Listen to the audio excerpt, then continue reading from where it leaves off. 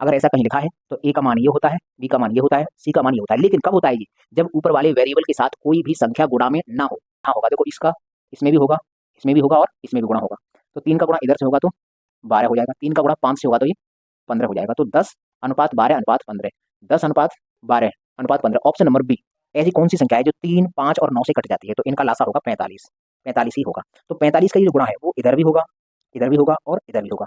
तो 45 का गुणा जब यहाँ करेंगे तो ये 15 बार कटेगा, 15 दूनी 30, तो ये बन जाएगा 30। सर ये तो हो जाएगा a/5, ये हो जाएगा b/4 और ये जो बन जाएगा ये हो जाएगा c/ ये 5 है और ये वाला 4 इस 5 के भी नीचे पहुंच जाएगा, ये आ चुका है। तो अगर हम इनका अनुपात चाहते हैं तो अनुपात तो यही आएगा। तो इस टाइप के टोटल हमने 10 सवाल कर लिए और ज़्यादा हमको सवाल मिले नहीं थे, तो 10 सवाल हो गए इस टाइप के।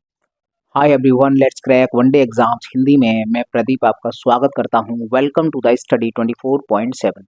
दोस्तों, गणित की जो हमारी सीरीज चल रही थी उस सीरीज का आज ये 50वां लेक्चर है। इससे पहले हमारे 49 लेक्चर कंप्लीट हो चुके हैं। हम मैथमेटिक्स का चैप्टर नंबर 2 कर रहे हैं, अनुपात समानुपात। इससे पहले वाली जो क्लास थी हमने उसमें अनुपात समानुपात का टाइप नंबर 3 डिस्कस किया था और आज की क्लास में हम टाइप नंबर 4 को डिस्कस करने वाले हैं। देखो इस टाइप में कैसे क्वेश्चन आते हैं। यहाँ पर एक इक्वेशन लिख कर देगा, किन्हीं वेरिएबल्स में एक इक्वेशन लिख कर देगा और उन वेरिएबल्स का फिर अनुपात पूछा जाएगा। तो ऐसे सवाल हैं, ऐसे तमाम सवाल हैं जो इक्वेशन एक देता है और उसके बाद में उन वेरिएबल्स का रेशियो पूछा जाता है। ऐसे सवाल हम निकाल सकते हैं। तो ये सामने जो लिखे हैं ये क्वेश्चन नंबर 1 तो मैंने अपनी तरफ से बना दिया है और बाकी के ये क्वेश्चन किसी न किसी एग्जाम में पूछे गए हैं। तो ऐसे सवाल भी आते हैं। तो ये अनुपात समानुपात का टाइप नंबर 4 है। उन लोगों से रिक्वेस्ट है जिन लोगों ने इससे पहले वाली क्लासेस नहीं देखी हैं, अगर उन क्लासेस को आप देख लोगे तो ये वाली जो क्लास होगी, आगे आने वाली जितनी भी क्लासेस होंगी वो आपको अच्छे से समझ में आएंगी। तो मैं उम्मीद करता हूँ कि आप लोगों ने वो क्लासेस देख ली होंगी। तो चलिए हम क्वेश्चन नंबर 1 स्टार्ट करते हैं।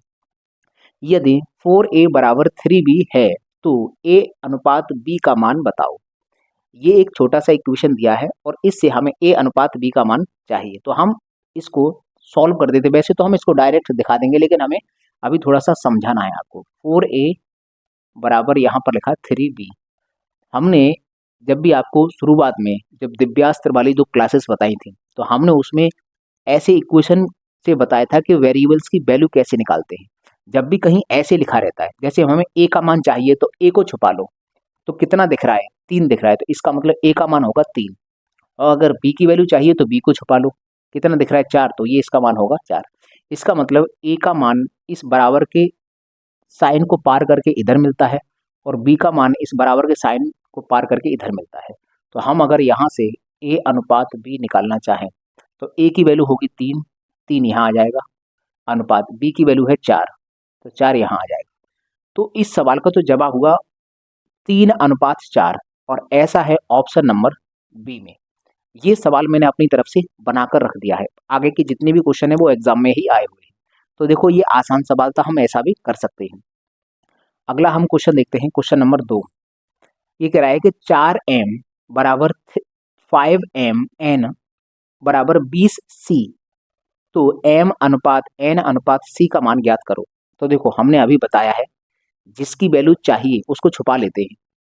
तो हम यहाँ पर पहले लिखते हैं, एक बार हम इस चीज को हम लिख लेते हैं कि 4m बराबर 5n और बराबर 20c है। तो अब हमें चाहिए m अनुपात n और अनुपात c। तो हमने अभी यहाँ पर बताया कि करते क्या है कि अगर हमको m की वैल्यू चाहिए तो m वाले को टर्म को छुपा लो। तो बचा हुआ कितना दिख रहा है आपको? ये 5 दिख रहा है और 20 दिख रहा है। इन दोनों का आपस में कर दो मल्टीप्लाई। तो 5 का गुणा 20 में करेंगे तो ये हो जाएगा 20×100, तो ये तो हो जाएगा 100 अनुपात। अब अगर हमें n की वैल्यू चाहिए तो n वाले टर्म को छुपा लो। बचा कितना है? 4 और 20, तो 20 का गुणा 4 में करेंगे तो ये हो जाएगा 80, फिर अनुपात का साइन लगाएंगे। अब हमें c की वैल्यू चाहिए तो c वाले टर्म को छुपा लेंगे। बचा कितना है? ये दोनों बचे हैं, 4 पंजे 20 होता है 20। अब हम इसको भी काट कर छोटा बना सकते हैं। जैसे 20 से कट रहा है, वैसे तो एक एक जीरो से काट लेंगे, एक एक जीरो कट जाएगी, फिर ये 2 से कट जाएगा, 2 से ये 5 बार कटेगा और ये 4 बार कटेगा और ये तो एक बार कटेगा ही। तो 5:4:1 निकल कर आया। 5:4:1 ऑप्शन नंबर ए इस सवाल का सही उत्तर होगा। ये क्वेश्चन आया है एसएससी जीडी 21/2/2024 के पेपर में, ये पूछा गया सवाल है। क्वेश्चन नंबर 3 समझते हैं क्या आखिरकार ये क्वेश्चन नंबर 3 क्या है। ये कह रहा है कि यदि a/6 बराबर b/10 बराबर c/4 है तो a प्लस बी प्लस सी बट्टे ए का मान ज्ञात करो। इनका हमको मान ज्ञात करना है। तो हमें अगर ए बी सी की वैल्यू पता चल जाए तो हम आराम से मान ज्ञात कर सकते हैं। एक तो ये तरीका होता है कि सर ये बराबर है, इसको के बराबर में मान लो, इसको हम के बराबर में मान लेते हैं। एक तो हम वहां से जैसे हम a/6 बराबर के मानेंगे तो a की वैल्यू निकल आएगी 6k और b की वैल्यू निकल आएगी 10k और c की वैल्यू निकल आएगी 4k। फिर यहाँ रखेंगे के से के कट जाएगा। या तो आप ऐसे समझ लो या फिर हम यहाँ से समझेंगे कि कभी भी अगर ऐसा लिखा होता है कि सर a/6 ये बराबर है b/10 बराबर है c/4, तो हम हमेशा याद रखेंगे कि इनकी जो वैल्यूज हैं, या तो देखो एक बार मैं इसको डिटेल में बता देता हूँ। बराबर में हमने मान लिया कि ये के बराबर है, क्योंकि सब बराबर है तो सब के बराबर होंगे, तो हम इसके बराबर रखते हैं। a/6 बराबर अगर के मानते हैं तो यहाँ से a की वैल्यू पता क्या निकल के आएगी, a की वैल्यू निकल आएगी 6k और b/10 बराबर अगर के मानेंगे तो b की वैल्यू निकल आएगी 10k और अगर c/4 बराबर के मानेंगे तो c की वैल्यू निकल आएगी 4k निकल आएगी। अगर हम ए बी सी की वैल्यू यहाँ रख देंगे तो उत्तर आ जाएगा। ये कह रहा है a प्लस बी प्लस सी यहाँ रखो, तो a प्लस बी प्लस सी मतलब 6k 10k और 4k, इनको जोड़ेंगे तो ये हो जाएगा 20k। 20k हमने ऊपर रखा और बट्टे में हमने रखा a की वैल्यू 6k, तो k से k कट गया। इसको अगर सॉल्व करेंगे तो ये 10/3 हो जाएगा। ये हो गया 10/3। तो वैसे इस सवाल का जवाब तो हुआ ऑप्शन नंबर बी। लेकिन अगर ऐसे कभी आता है, ऐसे हमारे सामने कभी आता है तो हम डायरेक्ट मानेंगे सर ऊपर जो वेरिएबल होते हैं उन वेरिएबल को सिंगल कर लो, उनके साथ में कोई संख्या गुणा में ना हो। फिर होता क्या है कि ए की वैल्यू ये हो जाती है, बी की वैल्यू ये हो जाती है और सी की वैल्यू ये हो जाती है। तो हम इसको डायरेक्ट कर सकते थे कि सर ए का मान 6 है, बी का मान 10 है और सी का मान 4 है, तो डायरेक्ट यहाँ रखते। पहले तो हम इन तीनों को जोड़ते, 6 10 और 16 और 4 20, तो 20 ऊपर रख लेते और भाग लगाते 6 का, तो ये डायरेक्ट हो जाता सवाल। लेकिन मैंने अभी थोड़ा सा बता दिया है कि इसको हम करते कैसे हैं, लेकिन हम इसको अभी डायरेक्ट समझ सकते हैं। अगर ऐसा कहीं लिखा है तो ए का मान ये होता है, बी का मान ये होता है, सी का मान ये होता है। लेकिन कब होता है ये, जब ऊपर वाले वेरिएबल के साथ कोई भी संख्या गुणा में ना हो, तब हम सीधा सीधा नीचे वाली वैल्यू इनकी वैल्यू हो जाती हैं। तो समझ में आ गया। ये क्वेश्चन एसएससी जीडी 31/1/2023 के पेपर में पूछा गया सवाल है। अब हम क्वेश्चन नंबर 4 देखते हैं। देखो ये आसान सवाल है, मैंने इसी में बता दिया तुम्हें कि ये भी तो देखो ऊपर कुछ नहीं एक है, कुछ नहीं यहाँ, मतलब ऊपर वाले वेरिएबल्स के साथ किसी भी संख्या का गुणा नहीं हो रहा। तो फिर हम जानते हैं कि सर अगर किसी का गुणा हो नहीं रहा है तो सर इसकी वैल्यू ये होगी, बी की वैल्यू 5 होगी, सी की वैल्यू 6 होगी और डी की वैल्यू 8 होगी। और हमको पूछ क्या रहा है, इनके बीच में अनुपात पूछ रहा है, तो सीधा सीधा यही तो होगा 4:5:6:8। कट कोई रहा नहीं, तो 4 5 6 और 8 ऑप्शन नंबर ए इस सवाल का सही उत्तर होगा। ये एसएससी एमटीएस एग्जाम 2017 के पेपर में पूछा गया सवाल है। तो चलिए आप इसका स्क्रीनशॉट लो, उसके बाद हम इससे भी आगे के क्वेश्चन करते हैं। तो चलिए अब हम इन सवालों को भी समझ लेते हैं। क्वेश्चन नंबर 5, ए का 30%, बी का 0.25 बराबर सी का 1/5 है, तो ए अनुपात बी अनुपात सी ज्ञात करो। तो देखो हम यहाँ से जानते हैं कि सर ए इस का मतलब गुणा होता है, तो हम लिख सकते हैं 30% का बट्टे फ्रैक्शन होता है 3/10, तो हम यहाँ लिख देंगे 3/10। फिर यहाँ अनुपात का साइन लगाएंगे। ये कह रहा है कि बी का 0 तो बी गुणा 0.25, फिर यहाँ पर अनुपात है सी का, तो सी का मतलब गुणा है 1/5। तो हमने कहा था कि जब भी ऐसा कहीं लिखा हो तो पहले तो हम इसको सही करते हैं। इसका पॉइंट हटाया, बट्टे में आ गया 100, क्योंकि पॉइंट के बाद 2 अंक थे तो 2 0 आ गया, तो इससे तो ये कट जाएगा 4 बार, तो b/4 हो गया, ये c/5 हो गया। लेकिन ये a के साथ 3 गुणा में है, इस 3 को भी नीचे भेजेंगे तो हम ऐसे लिख सकते हैं कि सर ए बट्टे ये 10 तो अपनी जगह रहेगा, लेकिन जो ए के साथ गुणा में होता है ये वाला जब नीचे भेजा जाता है तो इसके भी नीचे आ जाता है, ये इसके भी नीचे आ जाएगा, ये हो जाएगा। और अनुपात ये जो बी है, बी अपॉन ये 4 बचा है, अनुपात सी अपॉन 5 बचा है। तो मैंने कहा था कि जब भी ऐसा लिखा हो, जब ऊपर वेरिएबल हो उनके साथ मल्टीप्लाई में कुछ ना हो, सिर्फ एक दिखे, तो हम सीधा सीधा सर ए की वैल्यू होगी ये वाली, बी की वैल्यू होगी ये वाली और सी की वैल्यू होगी ये वाली, तो इनका अनुपात निकालना चाहते हैं। तो वैसे तो इस अनुपात आएगा 10/3 अनुपात 4 अनुपात 5, लेकिन कभी भी हम अनुपात को ऐसे नहीं लिखते कि उसमें कोई फ्रैक्शन आ जाए, तो हम इसको सही करना पड़ेगा। तो सही करने के लिए हमने बताया था कि हमेशा नीचे वाली चीज़ों को ख़त्म करना होता है। तो अगर 3 को ख़त्म करना है तो इस पूरे में 3 का गुणा कर लेंगे। तो 3 का गुणा जब यहाँ होगा तो ये 3 से 3 कट जाएगा, मात्र बचेगा 10 अनुपात 3 का गुणा जब यहाँ होगा, देखो इसका इसमें भी होगा, इसमें भी होगा और इसमें भी गुणा होगा। तो 3 का गुणा इधर से होगा तो 12 हो जाएगा, 3 का गुणा 5 से होगा तो ये 15 हो जाएगा। तो 10 अनुपात 12 अनुपात 15, 10 अनुपात 12 अनुपात 15 ऑप्शन नंबर बी इस सवाल का सही उत्तर होगा। ये एसएससी सीपीओ 2018 के पेपर में पूछा गया सवाल है। क्वेश्चन नंबर 6 करते हैं।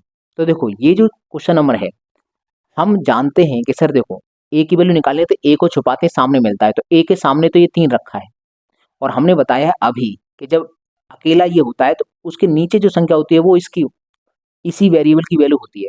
तो अगर ऐसा कहीं पर भी है तो इसको देखो एक स्टेप हम लिख सकते हैं कि जैसे मान लीजिए कि कहीं a बराबर 3b/7 है, तो हम ऐसे बोल सकते हैं कि 7 इधर भेज सकते हैं। तो हम ये बोल देंगे कि सर ऐसा हो जाएगा कि 7a बराबर 3b हो गया। और हमने ये बताया था a की वैल्यू इधर मिलेगी और b की वैल्यू इधर मिलती है। तो अगर a अनुपात b चाहिए तो a की वैल्यू 3 होगी, 3 आएगा आगे और b की वैल्यू 7 होगी तो 7 आएगा पीछे। तो आंसर आएगा 3:7। तो देखो 3:7, यहाँ पर देखो 7:3 भी लिखा है, जल्दबाजी में गलत मत कर देना। अब हम यहाँ पर एक बात समझेंगे कि जब भी अगर ऐसा कहीं इक्वेशन होगा तो a की वैल्यू ये सामने मिलती है और b की वैल्यू इसी के नीचे में मिल जाती है। डायरेक्ट हम इससे भी ये नहीं बनाएंगे, हम यहीं से डायरेक्ट समझेंगे कि सर अगर ऐसे कहीं लिखा रहता है तो a की वैल्यू ये सामने मिलेगी और b की वैल्यू ये नीचे मिल जाती है। तो डायरेक्ट हम अगर करना चाहते हैं तो सर पहले 3 आ जाता और बाद में 7 आ जाता, 3 और 7 यही आ रहा है। रेलवे ग्रुप डी 2018 के पेपर में पूछा गया सवाल है। क्वेश्चन नंबर 7 समझते हैं कि क्वेश्चन नंबर 7 क्या है। ये कह रहा है कि 3a/2 बराबर 5b/3 बराबर 9c/4 है। तो a अनुपात b अनुपात c बताओ। तो देखो हमें जब भी ऐसा कहीं आता है तो हमें क्या करना होता है, हमें इन वेरिएबल्स के साथ में जो संख्याओं का गुणा हो रहा है उनको हटाकर नीचे भेजना होता है। तो हम अगर इनको डायरेक्ट भेजना चाहेंगे, जैसे चलो हम एक स्टेप लिख लेते हैं कि ये 3a/2 है अनुपात ये 5b/3 है और अनुपात ये 9c/4 है। अगर हमें ऊपर वाली ये संख्याएं हैं, ये वाली संख्याएं, इनको अगर नीचे भेजना है तो वो इनके भी नीचे आ जाएंगे, ये जो हर है हर के भी नीचे पहुंच जाएगा।